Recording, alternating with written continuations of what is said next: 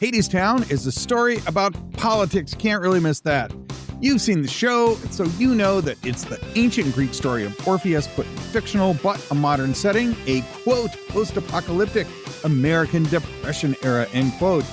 The world of environmental ravage, resource scarcity. Hades himself is unambiguously an industrialist, a mine owner, and a tyrant. It was hard times. His line that comes straight out of the dialogue of the show.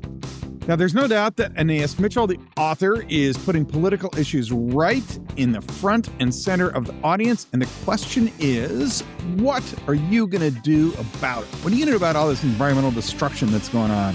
Today, we are going to talk about Mitchell's answer to that question. How should the public respond to income inequality and unfair working conditions and environmental destruction and sexism, the truisms that those who benefit from our current arrangement aren't going to walk away from the things that are making them filthy rich just because it's the right thing to do. We have to do something to force the change, and there aren't a lot of great models out there. So what should we do? And to me, this is really the question at the heart of the show, because while the problems that Mitchell puts in the script are obvious, the answer to those problems in the script seems to be a little bit futile. We should find a musician who will write a song that's good enough to restore balance to the universe. That's not going to work. And then we'll toast him for trying. Just Sisyphus pushing that rock back up the hill again and again for all eternity, but we should still try again. I mean, that is a plot, but it's definitely not Annie. And is that all there is to it? Is that enough? Is that a satisfying answer? Mitchell's right. The environment is definitely in a lot of trouble, and the guys who are destroying it are all about building walls and not so much empowering the workers. So what should we do? If you want a big answer, you got to ask a big question, and Mitchell has certainly done that. How do you get out of Hadestown without looking back? We'll see if we can figure that out when Orpheus couldn't on this episode of Theater, History, and Mysteries. I'm John Bruschke, and you are listening to Theater, History, and Mysteries, where I take a musical theater production, go into a deep dive on the questions it raises and the answers it provides. I hope that this approach will give a deeper understanding about the lessons that the musical has for theater and for life, and I will never miss an opportunity to pursue any mystery, bizarre coincidence, improbable event, or supernatural suggestion along the way because, in the words of Dirk Gently, it is all connected.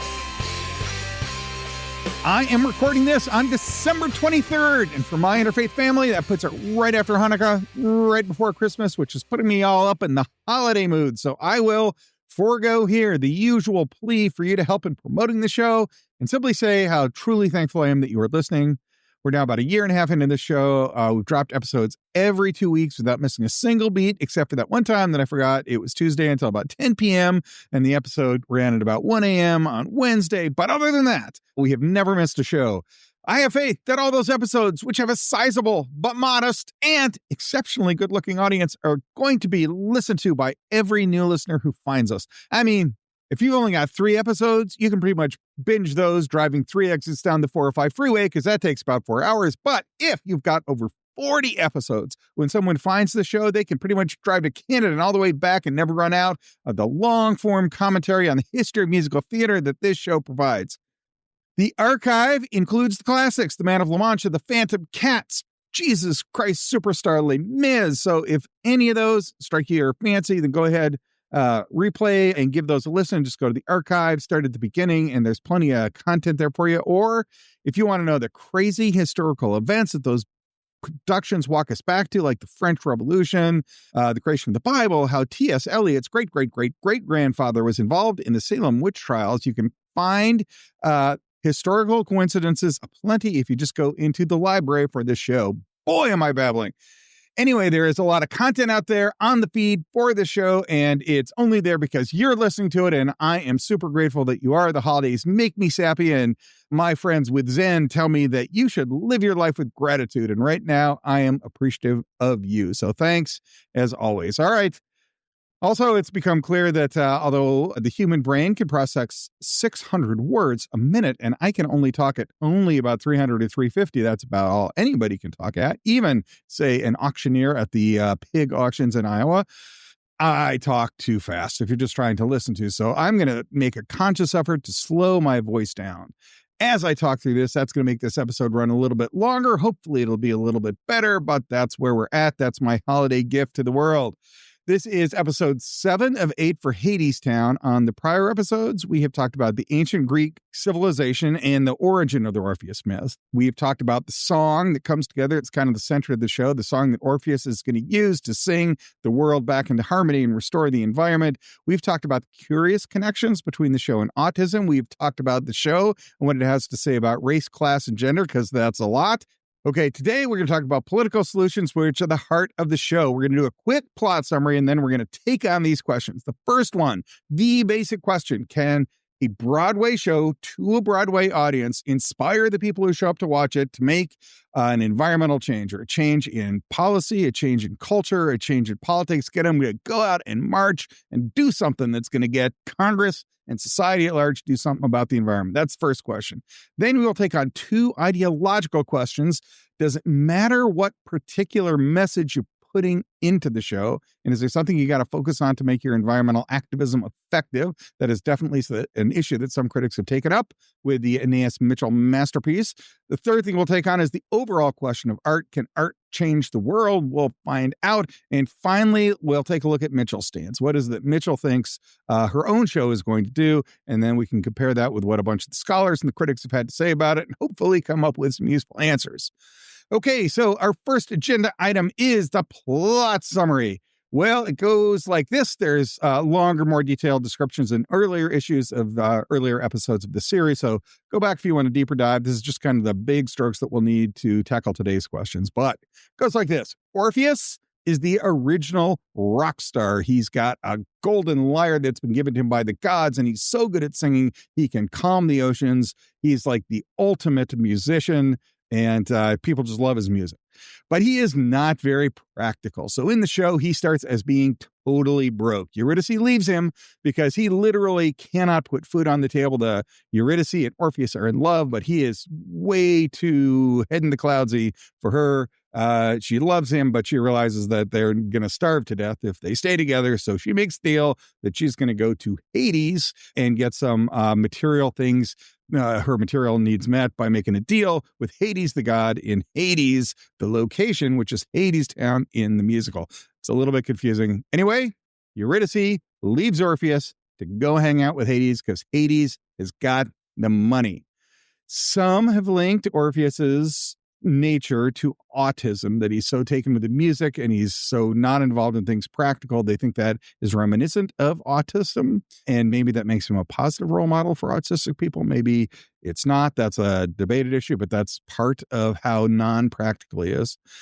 But Orpheus can do some pretty amazing things with his music. In the ancient Greek myths, he can stop fights amongst the Argonauts. He is actually part of Jason and the Argonauts' crew. He's actually the first Argonaut. Jason brings him along to calm the crew when things get tense between them. And he also outsings the sirens. He does some other amazing things. In ancient Greek mythology, Orpheus's music can literally change nature, like trees will bow, rocks will move, streams will start flowing. And that doesn't happen in Mitchell's play, but there's definitely the idea that he's going to play a song. What are we going to do about the environment and all this environmental destruction that is so prominent in that first act? Well, Orpheus is going to write a song that is so good, it's going to change all that. That's kind of the plot. Things are out of balance, but Hades is doubling down on his industrialism. This definitely involves mining, and mining is a particularly important symbol because that involves the stripping of the land for resources. Like, nobody moves into a mine after all the resources have been extracted. It essentially takes, the process of mining takes what is a beautiful part of nature and gets rid of it for commercial purposes, for industrial purposes. And once it has served those purposes, then humans tend to forget about it. The particular work in Hadestown is performed by dead humans who are getting transformed into mindless automatons via lost memory. The people who work there, you die, you go to Hades, you lose your memory, and then you are just a mindless worker for all eternity. Essentially, all dead people become some version of Sisyphus. They're performing mindless manual work for the benefit of somebody else. They themselves don't benefit from it. And that is what Hades or hell is being like. But Hades is selling this whole thing as a way to keep the workers safe, that there are poor people that are outside of Hadestown, and they are going to break in and threaten the people of Hadestown. So we got to build a wall.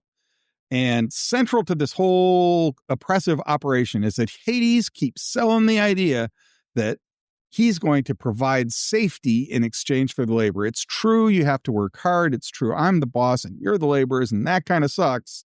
But if we don't have this arrangement, there's a huge number of threatening other people out there that could come over and throw us over. So the important thing to notice there is that Hades maintains control of the whole operation by convincing the oppressed that he is their protector and he's the champion. He's doing it for them. And he's definitely, very explicitly saying that to Persephone and to a lesser extent to Eurydice. That's Hades' strategy, and it works. Orpheus is going to sing to him. He's going to sing a song that can convince Hades to let Orpheus take Eurydice back out of hell and probably do something to help the workers. Like maybe he's going to soften his heart enough. We'll talk more about how ambiguous that is. But there is the metaphor that's running through it is there is a crack in the wall. That was actually the original title of the show. It's one of the key songs in the show, that there's a crack in the wall, that Hades is in control of everything, but there are cracks around his power, his control, and around Hadestown. And if you can open those cracks up enough, then you can change the conditions for the workers, for Orpheus, for Eurydice, maybe even for Persephone.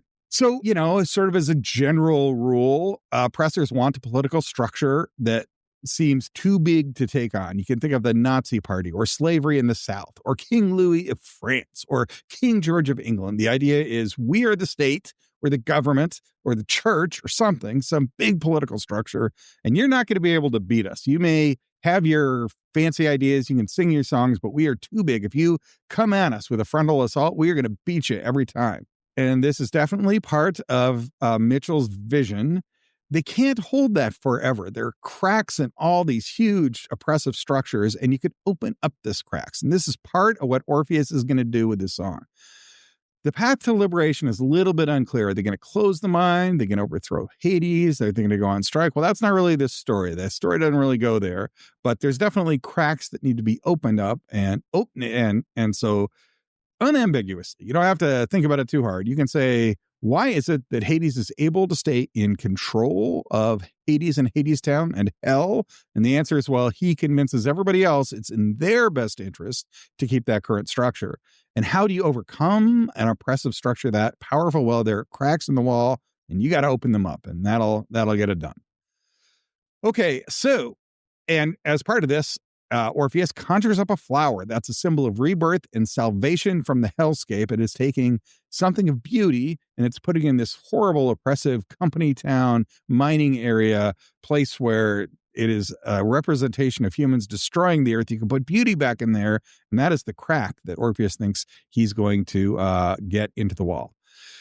He starts to inspire the workers. Now, Jean Alvarez and Patricia Saltzman Mitchell of Montclair State put it this way, quote, thanks to recollections offered by a subversive Persephone and Orpheus's forceful example, the workers question their condition and hint at revolt. Now, that's as close as the workers are going to get to liberation, that Orpheus is going to sing a song. He makes his pitch to Hades. The workers start to revolt, but they never really get there. The workers aren't part of any great rising up.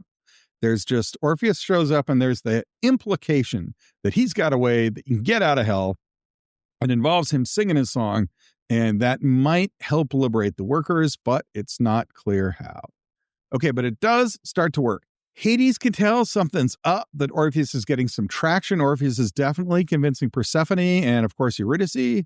So Hades buys out this revolution with the idea of a challenge. If you can exit hell without looking back, then you can totally leave. Orpheus, of course, fails. He does look back. Why? Well, according to Anais Mitchell, it's existential doubt, that Orpheus never really believed enough in himself. He only believed in his music, and when it came down to he had to rely on himself, he couldn't do it. It was doubt with a capital D, says Mitchell, and that's why he turns around. But notice that even if he does get out, it's not at all clear what happens to the workers. Like, you're a mindless worker in hell. Your life sucks. Is your life better now that Orpheus is left? No. Also, notice that Hades responds to the challenge with a divide and conquer strategy.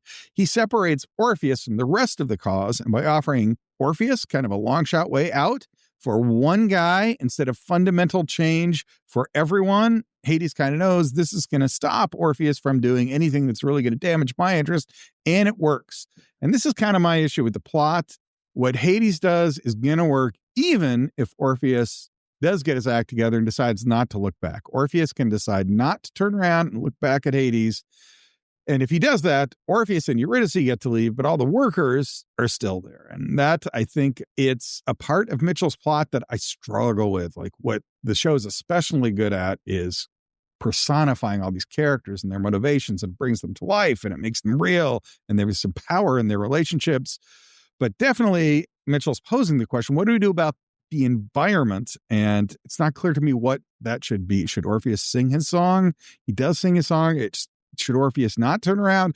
It's not clear to me what Mitchell thinks would, in fact, address all the environmental problems and the environment being out of balance. Now, it all ends with the attempt at freedom is toasted. Everyone raises their glass to Orpheus. It didn't work, but you got to keep on trying. The effort itself is noble. Maybe a more subtle message in there is that you got to keep trying, because just like water dripping on a rock forever, eventually it's going to work. It's true Hades can win this battle, but you can open up that crack if you just keep pulling at it long enough. Just like a water dripping on a rock, it'll take thousands and thousands of tries, but the water will eventually beat that rock. The rock will have a hole in it and the water will continue to flow. You can read that into the show. I'm not sure it's there explicitly. There is a pretty central emphasis on you can't judge an effort by its result. You can measure it by its motivation and by how noble it is and by the attempt to bring beauty into some place that is terrible, with the idea that eventually that could have some kind of positive outcome. But you can't judge whether or not any individual effort is a good one on the basis of whether or not it worked, because it probably won't. And so what does all of this add up to as a political program? Well, art can challenge tyranny is definitely a central theme of the show. How is Orpheus going to change the world and save the environment? He's going to do it with art. Would that work? There's also a central theme that power arrangements are complicated. The bad guys are still bad, but the good guys face tough choices and compromises, and those bad guys were made bad by some kind of life experience. Like, they're just not like, I'm evil and I want to oppress everyone. They believe their own story, right? They really believe I need to double down on my mind, and that's the only way I can make everyone safe. And why is it Persephone won't get that? Is sort of the way Hades is by the end of that. But that's a complicated thing. That's not just like there's a bad guy and they're terribly bad. And then for the good guys, it's way more complicated than all that, because it's, okay, we don't have any of the power, so we have to both get everyone together to challenge this tyrant, but we have to do it correctly, because if we pick the wrong strategy, then we all lose. Boy, that'll just make everything suck a little bit more. Okay, so there are those in power who aren't going to change on their own, and you need some form of political resistance. Here's a quote from Jared DePrado, and he puts it this way, quote, Hades and Persephone's story is further developed throughout the revision process to show that those in positions of political power cannot be trusted to fix the problem. If anything, as both musicals argue, they make them much worse. And quote, the other musical that DePrado is talking about is Frogs, but that's just a good way of summarizing what is the problem. What is the central conflict in this show? Well, there's bad guys in power, and they're not going to change on their own just because it's the right thing to do. So you have to come up with some kind of political resistance. And the question I want to ask in this episode is, what is that resistance? And is it going to work? Okay, we're going to tackle that in 3 questions. First of all, can you motivate a Broadway audience? Second question, is there a particular ideology that you have to take into this fight? And third, how does art relate back to political change? Is art a place where you can change the world and overcome a bunch of political arrangements? And I should also say, before I dive into this, by politics, I don't necessarily mean winning elections in a modern democracy. Politics, classically, is the study of power and how is power distributed. And even if you didn't have modern democracies, you've always had, throughout human history, people in power. Think Egyptian pharaohs, and workers think the guys who built the pyramids. And the people in power are compelling others, many, many others, to engage in a bunch of sucky work to make the lives, mostly of the people in power, better. How do we fight it? Good question, Anais Mitchell. I'm glad you brought it up. Let's see if we can answer it. All right, question number 1, Broadway audiences. Will this show, Hadestown, be a flashpoint for revolutionary change? If this is the key political issue of our time, it's got to be climate change. And Something needs to happen or we are honestly all in trouble. What can be done? All right, let's just take a minute and focus on how bad this question is. There are climate deniers out there. I gotta say they're just wrong. This comes from the UN, United Nations Environmental Program. Quote, oppressive heat, species extinctions, pollution choked skies. This is what awaits humanity in 2050 unless it ends the Earth's environmental decline. Billions of people will be exposed to hazardous air, feeding a wave of death and illness, especially in the developing world. The Earth may cross several environmental tipping points. The planet could be in for some seismic and irrevocable shocks, from the disappearance of the Amazon to the collapse of the major ice sheets. End quote. That is not the most alarmist description of what's going on with climate change. It's what we got to come to grips with. Like our society, we're consuming too much carbon. There is overwhelming evidence that we're in trouble. It's also obvious that those in power aren't going to fix it on their own. The big energy companies aren't just going to say, oh, yeah, turns out this would hurt our profits, but it's better for the planet. So we'll do that. The battle lines are drawn. We kind of know what's coming up. Now, there have definitely been a few key moments in human history where there's been a turning point. Ooh, did I just use that phrase? Yes. A turning point, a key moment where the forces of democracy and justice overcame huge oppressive structures. The anti-slavery debates began at Oberlin College. A bunch of academics, collegians, and activists got together at Oberlin College. Have you ever heard of Oberlin College before? If so, you are deeply into the slavery movement, because you don't say, hey, quick, list the 10 top colleges. What's your top choice? Graduating high school senior with a 4.8 grade point average. Yes, my daughter has a 4.8 grade point average. Is that a humble brag? Yeah, I'm really proud of her, but mostly, how do you get a 4.8 grade point average? And if you have a 4.8 grade point average, list the colleges you would want to go to. And is Oberlin in the top 10? No, but at Oberlin College, there were a series of debates which started an anti-slavery movement.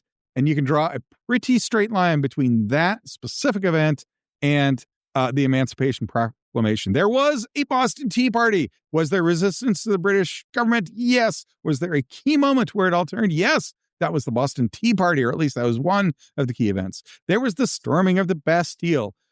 All those, I know, are historically complicated. It's very difficult to point to a single event and say this is what caused the outcome. But you can definitely say there are key moments that had a huge symbolic importance in the outcome or the turning of the tide, that things were going one way, and after that event, other things happened. Can the turning of the tide for environmental climate catastrophe be the musical Hadestown? Will this be the show that sparks the fire? Okay, the two basic answers are yes and no. Will this show light the fire? Here are some people on the yes side. I'm going to share with you a series of short quotes that I think get to what everyone is interested in. Okay, so the basic question is, can Hadestown the musical be such a flashpoint that will erupt a new era of environmental change where we fix the environment? Everything is great now. There are two basic answers to that question, and they are yes and no. And there are some important scholars who have answered both of those questions, who think both of those have taken a side, either on the yes side or the no side. Okay, so let's start with the yes side. These are people who think that Hadestown the musical does have an important role to play in environmental activism. This is Alvarez and Saltzman Mitchell, who we had introduced before. They're from Mount Clair University, and here's their quote. Hadestown's ritual can help the audience deal with their own guilt about their participation in the abuse of nature, and memory and hope and love. Our audience can identify with the workers' oppression and reflect for a moment. As the workers awaken to a revolutionary spirit, this hope is not impossible, end quote. The show is, in fact, designed to make the audience ponder. Valerie Schrader of Penn State University, who was talking about the song Why We Build the Wall, had this to say, quote, when the number ends, the audience is sent into intermission, pondering the unsettling messages of the song and how they may or may not reflect current events, end quote. may not reflect current events. They definitely reflect current events, but Valerie Schrader does believe that the point is to make the audience ponder those connections. And finally, second to finally, Jared DePrado of Sacred Heart, talking about, remember, both Hadestown and Frogs, thinks both shows have an, quote, emphasis on using the art of theatrical performance as a catalyst for political action, even when it feels like one is working against a complacent majority, and it makes the pleas all the more timely, end quote. And now finally, this is Abigail Voss, who is writing her MA thesis from the University of Witwatersrand, that I think is in Australia, maybe South Africa. Why am I even guessing? It's from the University of Witwatersrand. Quote, Hadestown presents an audience with a mirror of the world they live in and asks the audience what it will do about it, end quote. And in the conclusion, Abigail Voss writes, quote, this musical has brought a branch of activism into the Broadway world previously not seen there. It has spoken for climate change and against capitalist industrialism, and it has done so by pulling at the heartstrings of the audience through a love story for the ages. All right, those are four separate scholars who all think that Hadestown can play an important role in helping the world get its act together about climate change, but there's also a no side. This comes from Nia Wilson, who's a graduate student at Texas A&M University in 2021. She wrote, quote, the audience's relationship to the presentational storytellings of Hermes and company mirrors Hades' relationship to Orpheus' song, inviting the spectators to consider their own access to economic and social power. Of course, this is perhaps unintentionally ironic, given the cost of tickets to a hit Broadway musical, end quote. And Jason Delara-Molesky, a professor at St. Louis University, commenting on the potential futility of the plot, quote, the pioneering cli-fi drama, cli-fi, by the way, climate fiction, that's a great one, cli-fi drama about collective politics in this understanding would become something akin to a sonata played on a sinking ship, a meditation on stoicism, beauty, and doom. Such an argument no doubt has its merits, particularly given the absurdity of imagining that most in a Broadway audience will take to the barricades for radical climate solutions. Also, yes, Delara-Molesky is 100% on board with Nia's concern that the cost of Broadway tickets sort of puts an irony around a show that would critique capitalism. Now, Delara-Molesky definitely does like the show and does like Mitchell. He just doesn't think that Broadway is going to launch a revolution. So that's what the scholars think. What do we think? What do you think? What do I think? I'm divided. Will it inspire Broadway audiences to start an anti-capitalist revolution? I think the answer is no. I just don't think that's what Broadway's about, or at least that's not what Broadway has become. It is definitely confusing to look at the relationships between the rich and the poor, especially as it critiques capitalism. Now, Karl Marx famously wrote the book Marx and Engels was the son of a wealthy industrialist and financed much of what Marx was trying to do. That makes it sort of a interesting and complicated start to the seminal moment in the critiques of capitalism. So it's not necessarily the case that just because there are some rich people involved, or that you're making money on your art, or that the art is sort of high end and requires expensive production costs and hence expensive ticket sales, that doesn't necessarily doom the show as something that's taken on capitalism, but it doesn't help. I'm just not sure that Broadway audience is the one that's going to go out there and storm the barricades. I mean, I guess it does depend on how interconnected you see capitalism and the environment. If the show can convince people that you can't really fix the environment as long as it's tied to the system of capitalism you have, that has some political potential. Delara-Molesky definitely thinks there's an interconnection between capitalism and the environment. Mitchell writes a narrative that has all of those close links. Can you critique capitalism at a show that costs $2,000 a ticket in the expensive orchestra seats? Delara-Molesky thinks not. Nia Wilson is skeptical, and I am just not sold. I'm just not buying it. Boy, am I mixing my metaphors. I'm not sold on a critique of capitalism. I'm not buying a critique of capitalism. Well, I can't even come up with a metaphor without capitalism. I do think that, and I will explain this later in the show, I do think there's definitely a role for this, but I don't think this is the flashpoint for the revolution. And that whole let's light a match, let's spark a revolution thing, is that what the show's trying to do? I think it is playing a part, but I don't think that's really how it goes. This isn't like the Powder Keg and Hadestown is the show that's going to write it, or this song that you tell, the story that you tell again is going to be the flashpoint that sparks the revolution. But as I will explain in a moment, I do think that it's going to play a role. All right, that's question number one. Will the Broadway audience take the show and go to the barricades with it to create an environmental change that will save the planet? Some think yes, some think no. I lean no. If you have a different thought, I'd love to hear it. Go ahead and hop on that email and let's see if we can get a conversation going. All right. Question number two, the political theory in Hadestown. Okay, so in academia, this happens all the time. You would ask, what is the political theory that is embedded within any work of fiction? That if it's a great piece of art, there's something that goes in there. If you read Les Mis, especially the original Victor Hugo book, he's got something to say about poverty and the relationship between the rich and the poor. And a lot of great art does that. And so one thing academics do all the time is they'll pick up a great work of art and look for the political theory that is embedded within it. What does it mean to depict a political ideology that has productive possibilities? You know what I love doing on the show? Taking weird academic sentences and then translating them into actual English that people can engage. And that's my own sense. That whole depict a political ideology that has productive possibility. That's my own quote. So I'm going to unpack my own quote. If you're a rhetorical critic, and yes, that's a real job, you can have it. You can get people with PhDs in English view themselves this way. In my field, people with degrees in communication view themselves this way. It is interesting, but those articles are pretty inaccessible. I'm going to try to make the ideas hopefully fun here. In Hadestown, we can like and we can appreciate that production a little more if we dig into what are the politics of the show. Okay. Anyway, long way of saying there are lots of theories out there about how you go about changing an oppressive system. Deleuze and Guattari, those are two names that are kind of hot ones in the contemporary academic literature. They've definitely got theories about the way the world can be changed. Mouffe is another. Does knowledge evolve or revolve? How does intellectual change link to political change? Stephen Toulmin, an author named Stephen Toulmin, who's big in argumentation, and another guy named Thomas Kuhn that you've probably read about, talk about paradigms and the way knowledge changes. In religion, there are definitely theories about this. Loyola, you've heard of Loyola. There's a whole bunch of universities named Loyola. The original Saint Loyola was going to literally invade heaven. He was like a military guy. You've heard of Calvin. Calvin had theories about predestination.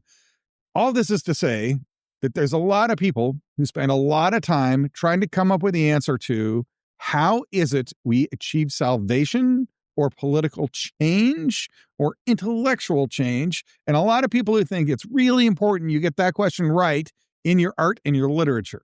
These theories play out a bunch in literature. A common thing for scholars to do is to ask whether or not a book or a play or a musical has an immediate political effect, like is it going to start a revolution or lead to the passage of some law or change a government, and also ask about an overall theory of political change and whether or not that's included in a book or a musical, and whether or not that has a good long-term strategy for how you engage, how you change oppressive political structure. I'm going to take a little side trip here and talk about the life of Karl Marx just a little bit. He was basically a grumpy journalist. He got invited to a union action because it was held in London. It was the first International Working Man's Association meeting or convention or something. They just call it the First International now. Anyway, he's hanging out in London.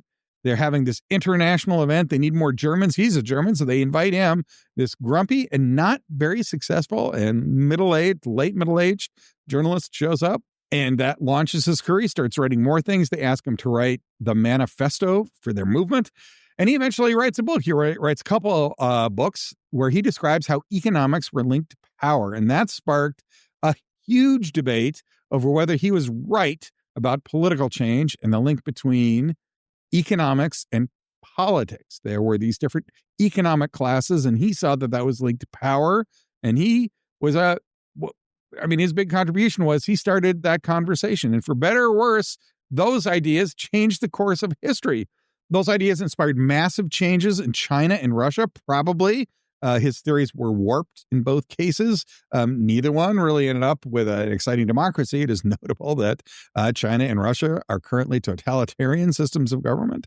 But the end result was he pointed out economic inequality. It's not clear if his theories of revolution work very well, but there are people who carry on that tradition and say, all right, we still had problems.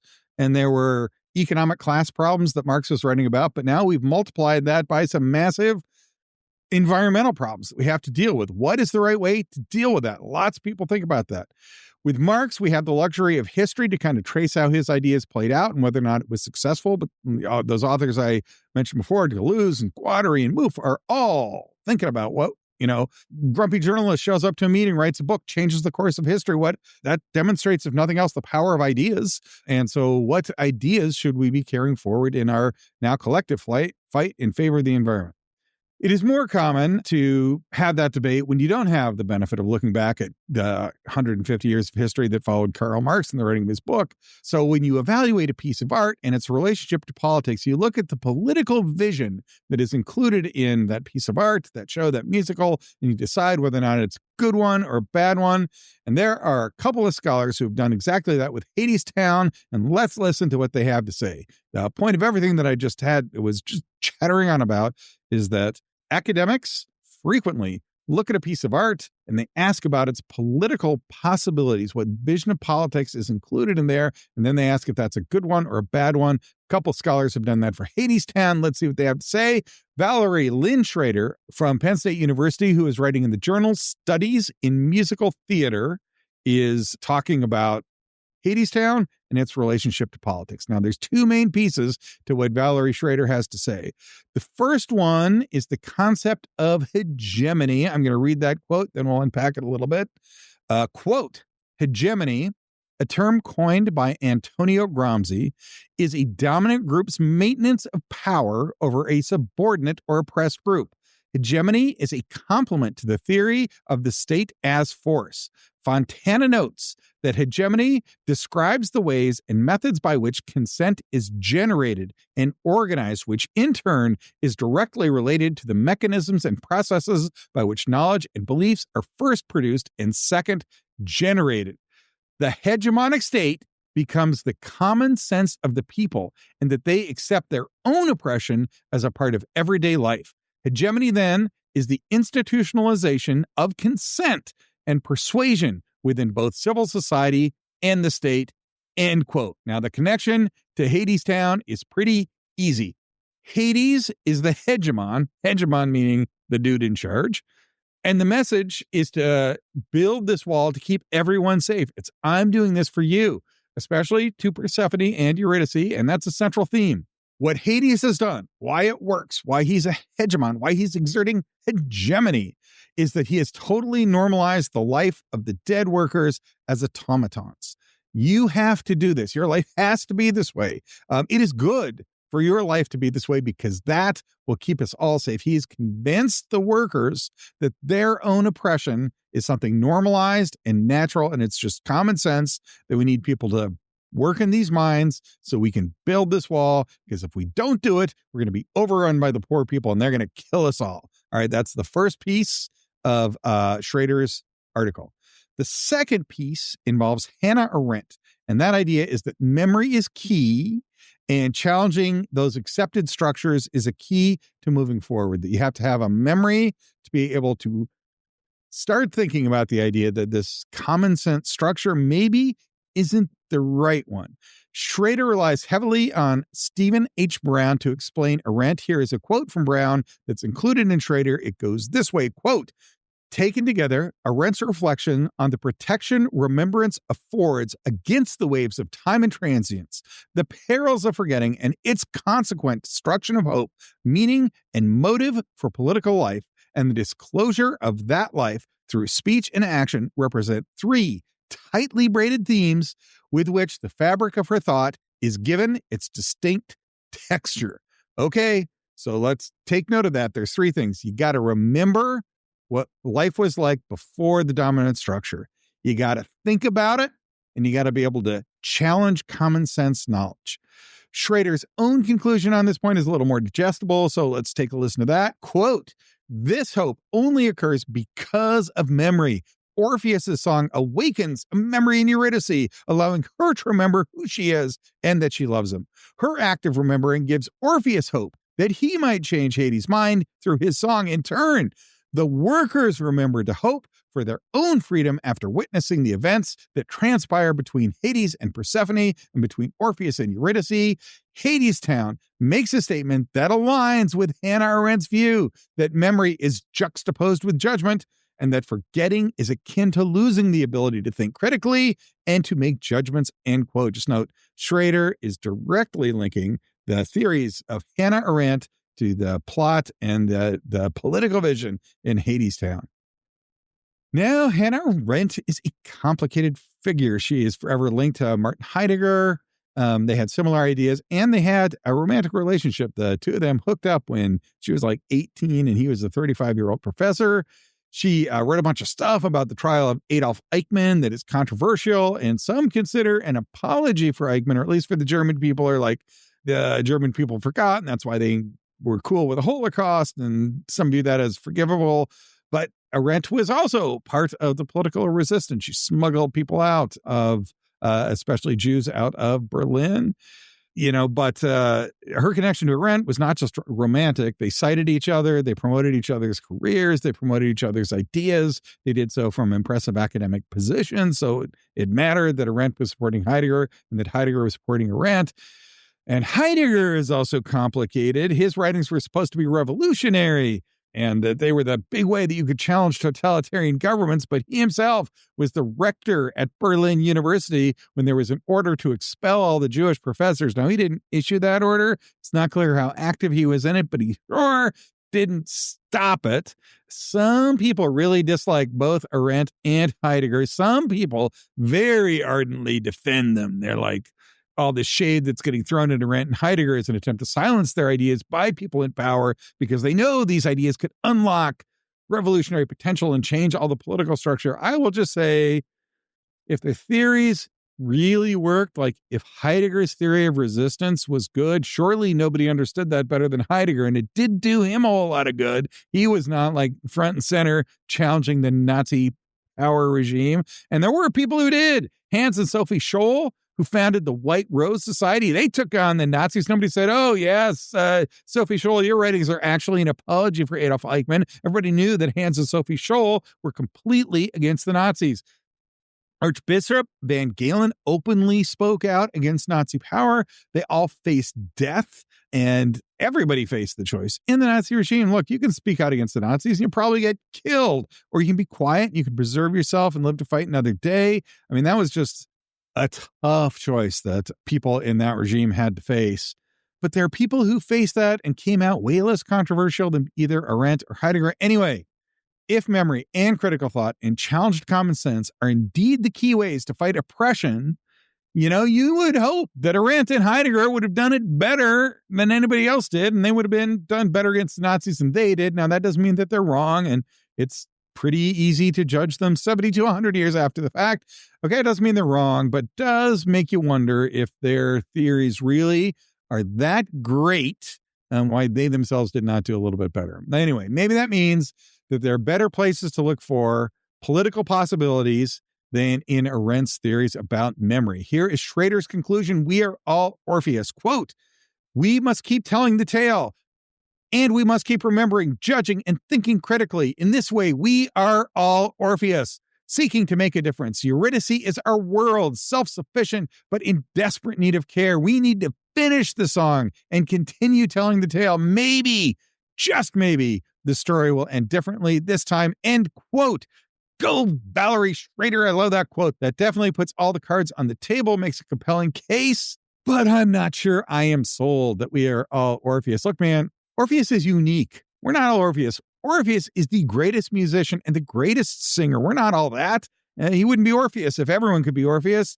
And he did some stuff that's bad. He failed. He failed because of that capital D doubt or some other reason. But in every telling of the story, in earlier episodes, we talked about the two great Roman poets, Virgil and Ovid. In both of their stories, he failed. In Mitchell's version, he also failed. He failed. The dude failed. It's not just like, if we try again, maybe it'll be different. It's going to be the same unless we do something differently than Orpheus did it. We are not all like Orpheus. It's more than just trying it again and again with the same song against impossible odds. it's making a better effort each time, or at least trying out something different. And it still leaves out the workers, unless you imagine that if he didn't turn around, his song would have done something for them. But what would that have done? Would that have been he persuaded Hades, he expanded the crack, he restored the environment, he would have taken down the wall? It's not very clear. So Valerie Schrader, ends that we are all Orpheus, and we shouldn't stop trying after repeated failure. All right, so I'm not going to sit here and try to judge 80 years after the fact what it was at Rent and Heidegger should have done in resistance to the Nazis, and whether or not they did it right or they did it wrong. But I will say there are other people who definitely did it better. Hans and Sophie Scholl, who founded the White Rose Society, were always activists against the Nazi government. Nobody questions their political stances. The Archbishop von Galen openly spoke out. Now, everybody at the time was facing the choice of, if I speak out against the Nazis, they're probably going to try to kill me. So I'm facing the choice of death or complicity.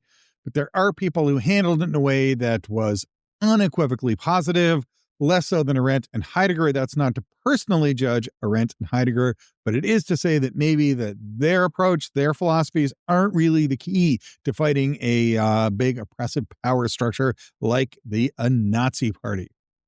Anyway, if memory critical thought and challenges to common sense are the key ways to fight oppression, then you would have thought that Arendt and Heidegger, who surely understood those concepts better than anybody else, would have come up with a more effective way to fight the Nazi party. I think history remembers their contributions as mixed and remembers others as having done it better. Maybe then we should look someplace else. Anyway, let's go back and take a look at Schrader's final conclusion. Quote, "We must keep telling the tale, and we must keep remembering, judging, and thinking critically. In this way, we are all Orpheus, seeking to make a difference. Eurydice is our world, self-sufficient, but in desperate need of care. We need to finish the song and continue telling the tale. Maybe, just maybe, the story will end differently this time." End quote. Valerie Schrader, you've got a way with words. I love the way you have put your conclusion. We are all Orpheus. But not sure I fully agree with it. Orpheus is Orpheus because he's unique and we can't all be him. He's the greatest musician, the greatest singer. He can produce a piece of art that can change the world. Can we all do that?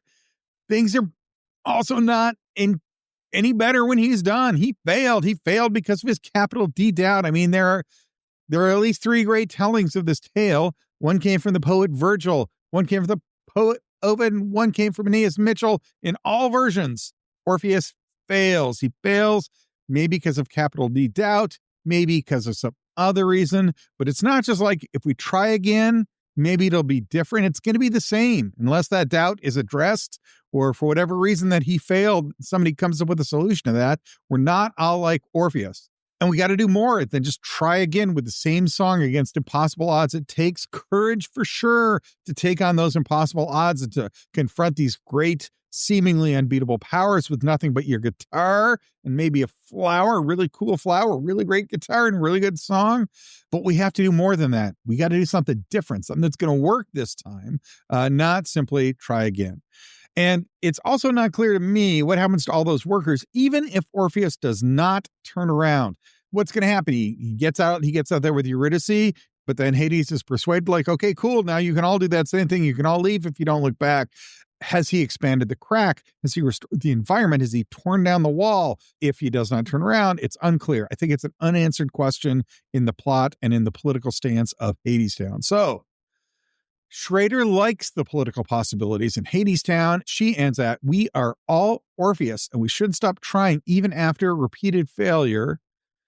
And I think maybe the show definitely demonstrates that hegemony really works. And I don't think it's really that Orpheus's memory restoration that really matters. Now, Anais Mitchell is definitely on record as saying that she thinks the loss of memory is a big deal and that that's what makes it super scary. But Anais Mitchell is also on record as saying what the reason Orpheus fails is that capital D doubt. He doesn't trust himself. For Gramsci, it is challenging common sense political arrangements, which Orpheus definitely does not do. He sings a beautiful song. He tries to remind the people in power that they too were once young lovers and that there's possibility in love and hope and in the face of despair and doom, but doesn't really come to grips with what Gramsci thinks needs to happen. You have to challenge the common sense idea that it's really Hades' call to make. Take the choice away from Hades, put it in power of the people. I think that's more what Gramsci's all about. That doesn't really happen at the end of Hadestown. So anyway, according to Valerie Schrader, there is great political possibility in Hadestown. That is in the act of restoring memory. I think there is political power in Hadestown, but maybe it has to be something other than the restoration of memory. So let's look at another theorist. This is Melinda Sharp. She is a pastoral psychologist from the Columbia Theological Seminary, which is located in Georgia. What is a pastoral psychologist, you ask? I don't know. I didn't know. So I asked my friends in the psychology department, including the immediate past chair of the psychology department at Cal State Fullerton. And you know what? They didn't know either. So we went to that repository of all knowledge, Wikipedia. Here's what it says, quote, pastoral counseling is a branch of counseling in which clergy people, including ministers, rabbis, priests, and imams, provide psychotherapeutic service and mental health support to practitioners of a given faith. Pastoral counselors often integrate modern psychological theory and methods with traditional religious training in an effort to relieve psycho-spiritual concerns in addition to the conventional spectrum of counseling service. End quote.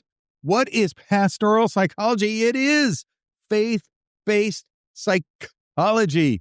Now, as a side note, Melinda Sharp's daughter had some significant medical issues, and that's talked about in the article. They end up being iatrogenetic. Hey, there's your word of the day, iatrogenetic. Is that a Melinda Sharp? No, that's me. Is that me using pretentious academic words? Maybe, but that's my favorite academic word. Iatrogenesis is a medical problem that is caused by medical treatment, or at least over-treatment, or it is caused by presenting yourself for service. It's a real thing. People study this, but it's also part of Melinda Sharp's experience. It's part of how they dealt with her daughter's medical problem was that they really got into Hadestown, and they saw two different productions with it. Her daughter's particular problem was she was suffering something was difficult to diagnose. So they went to the doctors. The doctors wouldn't really trust her daughter or what her daughter was saying. It sort of implied that they thought her daughter was being an abuse victim, or that she'd been engaged in sexual activity that she hadn't really been involved in. And then the doctors prescribed some massive treatments that ended up being inappropriate. And then her daughter's condition was being made worse by this treatment and this overtreatment. In the middle of all that mess, Melinda and her daughter turned to Hadestown. They saw two different productions of it. And Jewel Blackman, who played the role of a muse, was a character that her daughter was especially taken with. Shout out to Jewel Blackman and for taking an interest in the life of Melinda Sharp and her daughter. They exchanged some messages. Jewel Blackman made her a little quick video that they got to play with. Very cool. Anyway, it seemed to help her daughter quite a bit. But Melinda Sharp is now trying to theorize about what can go on with pastoral psychology and can help it. And let me just take a pause and say, I've got a relative, let's say cousin. It's not quite that, but it's step cousin, cousin-in-law, something like that. But the guy was an emergency room nurse and has dealt with a lot of substance issues. Is himself a licensed nurse and a counselor and a great guy. And he would say, if you were to take a look at all the different ways that you can treat addiction, Alcoholics Anonymous beats all of them, like statistically, quantitatively beats them all by a mile. And if you were to ask him why, he would say it's because they put spirituality right in the heart of what it is that they're doing. That part of the healing that human needs to go through is spiritual healing. And because Alcoholics Anonymous makes that a part of the program, they succeed where others fail. And I think that's kind of the point of pastoral psychology, that if you believe humans have a spiritual side, and a lot of people do, don't just take that out of the treatment, make that front and center of the treatment, bring in the questions of faith and spirituality, and there's real healing that can happen there. Lots of people think that. Alcoholics Anonymous think that. Melinda Sharp thinks that, and she is connecting it rather directly to Hadestown. For Melinda Sharp, the key is not remembering. It's not memory. It's not Hannah Arendt. It's not Martin Heidegger. It is love. Here's the quote. It's lengthy. I think it's worth it. Quote, I want students to contribute to possibilities of healing and to the subversive nature of hope, while also being tuned in and truthful to harmful, unjust, and oppressive conditions that easily feed off fears and regularly constrict freedoms. As we continue to struggle with our daughters health issues. Now, my own convictions were being tested. Does love show up in the depths of suffering and uncertainties around future well-being? Eurydice and Persephone awakened to their worth, believing that healing love could tell the truth about the redress tightly strung control. Orpheus awakened to the possibility of his voice to widen cracks of manufactured impossibility for the sake of healing love beyond himself and his individual relationship, and quote. And I should also say that Melinda Sharp relies heavily on Howard Thurman's theory of liberation. And that theory is that deception, fear, and hatred, the three dogs of hell, need to be countered by love and trust. Okay, so it's not just about restoring balance to nature, and it's not just remembering, it's using hope to break open the cracks within the walls. One more quote, with Hadestown, this starts with imaginative glimpses of cracks in the wall. What womanist theologians call making a way out of no way, and what liberationists call make a road by walking. An oppressive context is one where there is no path to freedom and no way planned. Like flowers in sideway cracks, liberative healing grows through the cracks of oppressive systems when possible pathways toward collective freedom are glimpsed. In Hadestown, actors and audiences imagine possible ways forward through collective awakening from seemingly impossible stuck places of relentless suffering. There are compelling reasons to stay stuck. When these same elements, lighting, muses, chorus, stage, companion voices, fade to near nothingness, Hermes helps Orpheus imagine a pathway forward into uncharted territory. Orpheus, having glimpsed a way into possibility, having helped him awaken himself. Hades, Persephone, Eurydice, the chorus of oppressed laborers, and the walls themselves to their own motivating possibilities, is asked by coworkers to enact liberative imagination, end quote. It's not just starting over and hoping that it might work this time. It is purposefully finding faith and love in the darkest hours and trusting that positive connections to each other can make it go differently, can topple the systems of power. The solution to hegemony is fighting that deception, that big lie that this is the best thing for you, that you should accept, that the people in power get to stay in power because that's the best for everyone, or that's just the way it's got to be. You got to fight that with connection to other people, with hope, with trust, and with love. Is that a better approach than Schrader and Hannah Arendt? I kind of think so. All right, here's my rant. My students have to hear it. I think it's true. We defeated the Nazis. Arendt and Heidegger cheered that moment. They were part of the defeat of the Nazis. But how did we do it? There are a lot of dead bodies along the way. And maybe it was the Nazis screwing up due to their own arrogance and, say, invading Russia, as much as it was any brilliance on the side of the Allies or the triumph of democracy. We should be rightly proud that we ended the Nazi regime. But there's another way to do that. Gandhi took on the British Empire. Now, famously, the Nazis killed 6 million Jews, probably 11 million people, probably 20 or 30 million people if you add up the Russians. And these are not like battlefield casualties. These are just like the civilians that were killed by the Nazis is probably 20 or 30 million. But that number, I promise you, is just dwarfed by the number of people in in Southeast Asian India that died as a result of British colonial rule through starvation, through ignorance, through poverty, through trillions of dollars of wealth being taken away.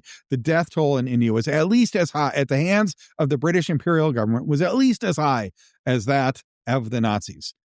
Gandhi also defeated the British, and he did so without a single military casualty, without firing a shot, without dropping a nuclear bomb, without anything but the power of love, by confronting the British colonial government with nonviolence resistance. Gandhi got the British to leave and to admit that he was better than they were by the time that they left, that he was just a better human than they were, and that worked. Anyway, it's not time or place for an entire exposition of the end of World War II and why it was the British colonial empire left India and the evils of the colonialism. But there are at least two historical models that we have to face when asked, how can you overcome a hegemonic power that has a whole ideology about why it's so important that they're the ones in power, either because you're the master race or because they're savages that need to be civilized, and the natives are better off if the colonial power is in charge. There are two different ways out of that. You can beat them with the military, and you can also beat them with the power of love. And if you're Melinda Sharp and you think the power of love is sufficient to overcome a hegemony and to topple governments, to topple power structures that are destroying the world for all of us, you can point to a couple historical examples. And I don't think that she's far off base, and I'm actually more comfortable landing where Melinda Sharp did than landing where Valerie Schrader did on the importance of memory handling. Right. I am certainly not opposed to remembering stuff, and I'm all for critical thinking. Those are both important things that need to happen. But if you're going to say, what is the political possibility that you need to add to the Song of Orpheus so it's going to work, it's probably something that is more collective and love oriented that can help us. Okay, that gets us to our last question. What about art? Now, this is the core of the story. Hadestown is, at its core, a take on a hegemonic power structure. There's a big bad. There's a guy in charge, and he's convincing everybody else he should be in charge, and they're buying his story. And Orpheus is going to unravel all that, and he's going to do it with art. What makes Orpheus so compelling? Anais Mitchell has not called me up to talk about why she did what she did. I've read her book, and I'm not sure she directly addresses it there. But if you were going to say, why was it Mitchell decided to tell the Orpheus story? Like, you are a folk musician, you're just getting into musical theater, you want to write a show. Why'd you pick Orpheus? It's because Orpheus is the ultimate musician. If you're a musician and you want to believe your art can change the world, take a look at Orpheus, because he's the guy who really believed that. He walked in front of Hades with his guitar, and he was just going to, with the power of his music, change the mind of literally the god of hell and make him flip. The core question that you would ask in Hadestown is, can art change the world? Orpheus is going to sing a song to restore the balance of nature. There are other stories like that. Robert Johnson, the great blues musician at the Crossroads, was going to take on the devil in a guitar playing contest. Charlie Daniels was going to outfiddle him. There's a recurrent theme that there are people who believe that art can change the world. Does it? Can it? Can art change the world? That's kind of the core question. My answer is definitely yes. I think culture change precedes political change, that you don't have out of the blue the Civil Rights Act just get passed because people think it's the right thing to do, or Abraham Lincoln just kind of saying, you know what, let's go ahead and emancipate these slaves. That doesn't come from nowhere. There's an entire cultural background and context for all those changes. Uncle Tom's Cabin was a book about how much it sucked to be a slave. It was a hugely important novel. It told a story. It was a great piece of art, but it told a particular story about the oppression of people. It's hardly the only book that did that. But when you got to the end where we were ready to finally end slavery in the United States, people could point to that book. Like, that's the one that really rang true with people, that showed people how bad slavery can be. George Orwell definitely had a book that was talking about how bad it can be to be a totalitarian state. That was the point of what his writings were. Political change is long and slow and cumulative. Boy, is Mitchell right about it. You know, it's an old song. It's a sad song. We got to tell it again. We got to tell it better, but it accumulates. How does art change the world? We build a common understanding of a problem over time, and that becomes part of the cultural consciousness. And really, that's what storytelling is. That's what the Orpheus story is. Homer first told the Orpheus story. It ended, it hasn't ended yet, but it landed in the lap of Anais Mitchell, so that 20, 30 centuries later, Mitchell was telling the same story that Homer is telling. It was a story about how art can change the world. There's usually not one piece of legislation or political change that's going to do it. It can happen on its own. The Civil Rights Act happened in 1964. George Floyd died in the year 2020. We still have a ways to go, right? The point is that one legislative action cannot change culture. Culture has to change enough that the legislative action becomes possible.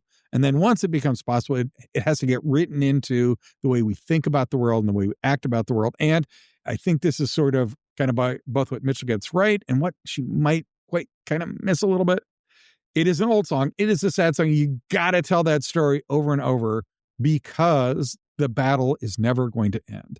We are never, or at least we have not yet, found a way to get rid of all oppression, all marginalization, all the unfairness and injustice in the world. That is going to keep coming back. The tyrants, the totalitarians, and the hegemons are going to keep coming back. We sing that song over and over again, not because we're going to get it right, because they rise and they fall.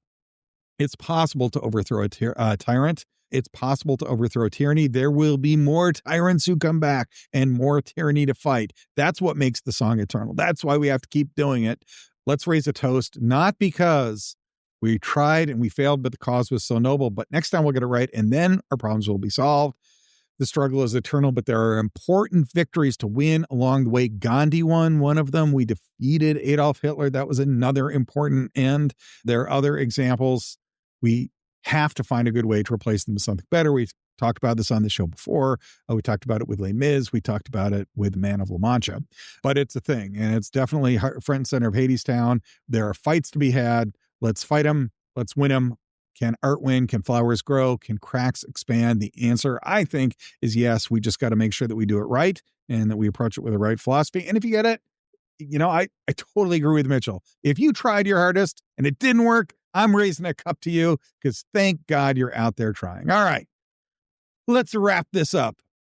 Does Hadestown raise issues of oppression and environmental destruction? Yes. Does it show them as connected to broader systems of oppression and to sexism and to the abuses of capitalism? Yes. Does it have a solution? Kinda. It has a unique ending for sure. It is not a happy ending. The ending is that this attempt to get the hegemon out of power didn't work, but we're going to keep trying, and we're going to keep saluting those people who do keep trying. If we ask the question, is it effective? Well, is what Hadestown did, is it effective? Well, it's probably not going to spark a revolution with a Broadway audience. There's too much capitalism there for that to be the place that capitalism takes a blow. Is remembering enough? Probably not. You got to do something different. Different how? Not a better song.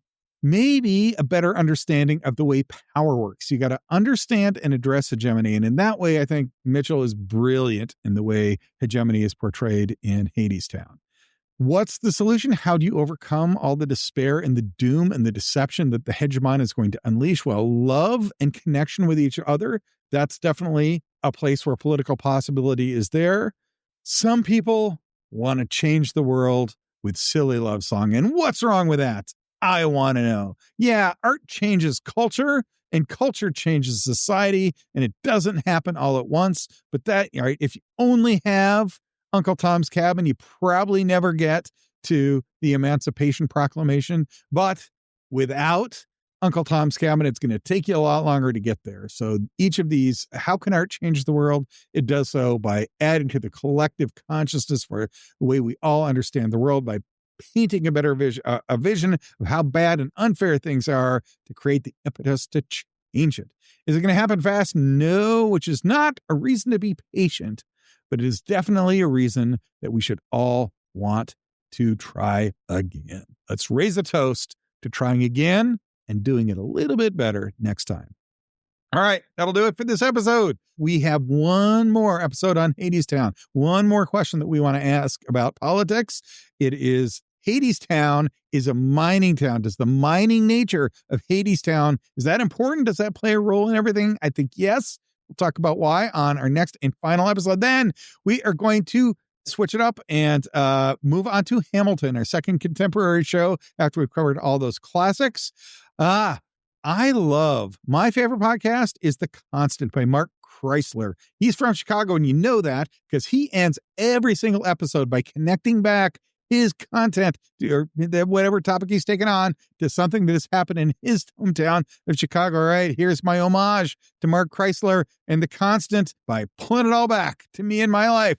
I am John Brushke, a professor at Cal State Fullerton, where in 1992 on an exact date unknown, Rage Against the Machine took its political protest movement to our Wednesday noon concerts just outside the Student Union, and it drew maybe 20 fans. Just like every other event of Cal State Fullerton, there's footage of the event, and if you do watch it, you can see them playing their guts out on the stage with a bunch of bored-looking students kind of walking to and from the union behind them, getting a lunch, going to class. My God, that is how everything happens at Cal State Fullerton. We're a commuter school. We can't get 5,000 people to anything, including Rage Against the Machine concerts.